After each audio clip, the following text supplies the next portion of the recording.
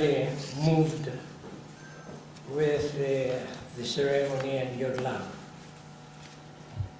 And I don't know if the words that I have written in this paper represent my emotions at this moment. But in any case, since I have written them, I'm going to read them to you. Respected Rector, respected Vice Rectors, and respected members of the Senate, ladies and gentlemen. Today is an important day, not only for me personally, but for homeopathy as well.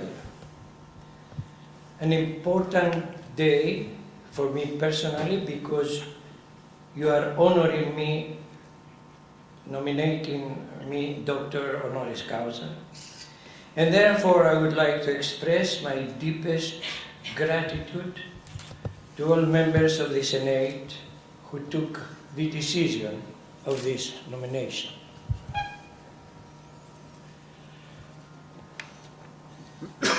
I feel that today the whole world is in a turmoil and in the brink of a global catastrophe.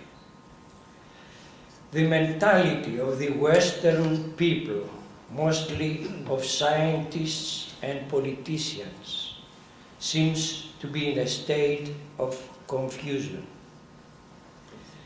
I have hardly found anybody today that denies this fact. My question is, why we arrive at such a state of animosity between nations? Why so much selfishness and greed has manifested in our behavior that brought upon us so much insecurity, anxiety, depression, and unhappiness instead of feelings of peace and brotherhood?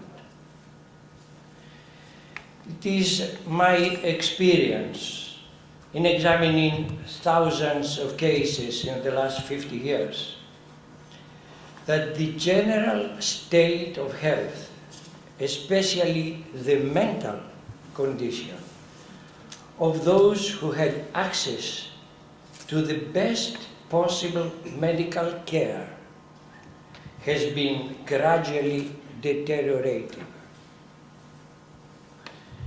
As you know, Europe and America and Canada, they had the best possible coverage of health, yet I feel their minds are not working properly.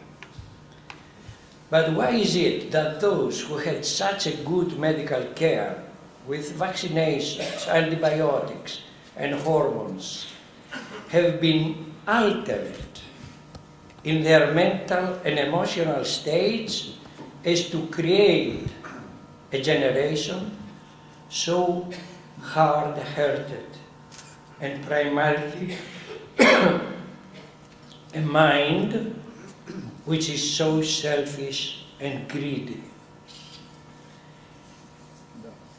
Is the natural evolution of human beings to become more and more selfish and materialistic, nurturing hatred and divisions? Or is it to become more and more spiritual, serene, happy and joyful, caring for each other? I know from personal experience and observations that all humans have the potential of experiencing elated stage of happiness and bliss if they manage to get rid of their selfishness. I have seen this happening in the most healthy of them.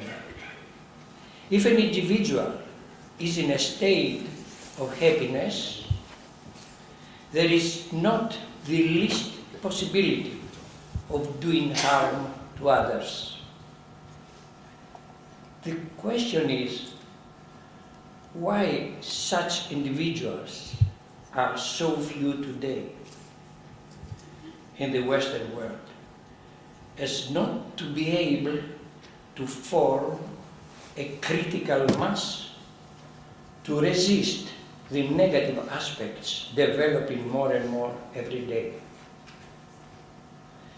Why then it is that the Western world, that is considered to be the leaders of the whole world today, are promoting all these negative qualities of hatred and divisions, nations against nations, races against one another, religious sects preaching hatred and divisionism against each other, and all this situation threatens to annihilate the human race from the face of the earth.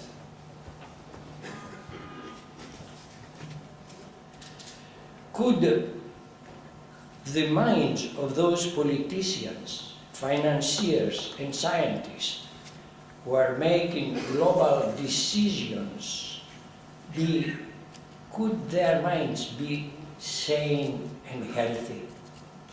I doubt. What we know from our homeopathic experience is that our daily decisions and actions many times are influenced and sometimes even dictated by our mental emotional pathology. This is not a theoretical aspect anymore. Today we know that it is a fact. If the above assumptions are correct, then obviously something has gone terribly wrong concerning the health of the general population of the Western countries. The question is why? Without ignoring the contribution of several environmental factors that affect health, without ignoring the influence of the modern competitive societies in creating anxiety, fears, insecurities, and aggressions, I estimate that the greatest contribution in the creation of the mental state of contemporary people lies with an unwise overuse of conventional chemical drugs, hormones, and vaccinations that have affected deeply the human organism and also the function of the brain. According to a research that was carried out in our academy for more than 30 years, the outcome was published in a leading medical journal with the title "The Continuum of a Unified Theory of Diseases," which shows the role of chemical drugs in suppressing diseases towards the very central part of the human organism, which is the brain. What was amazing for me was to observe that any chemical drug designed to combat a particular pathology, after being inserted into the organism, did not have a somewhat vague side effect, but followed a determined pathway in the organism, many times triggering the inherent predisposition, the weak points of the patient for manifesting chronic diseases. If we assume that the above assumptions are close to the truth, then we have to admit that the present state of the global politics and global finances are the outcome of sick minds that cannot see anymore the essential and the obvious, which is the promotion of happiness and joy for all people. But on the contrary, they seek devious ways for managing the masses in order to exploit them. Then we have to accept that we have a difficult medical problem to solve. And for this purpose, all of us who are concerned with the health of the general population have to sit together with a critical mind to find the best solutions. I do not believe that conventional medicine so far has been able to give reliable answers to the main medical problems, especially in chronic diseases. But neither homeopathy has all the answers. But I'm sure that academic medicine will be benefited by the impregnation of new ideas and perceptions coming from a system with a totally different point of view, which is homeopathy. I hope that this meeting will be the beginning of a dialogue that can end into the emergence of a new paradigm in medicine, less harmful and more humane.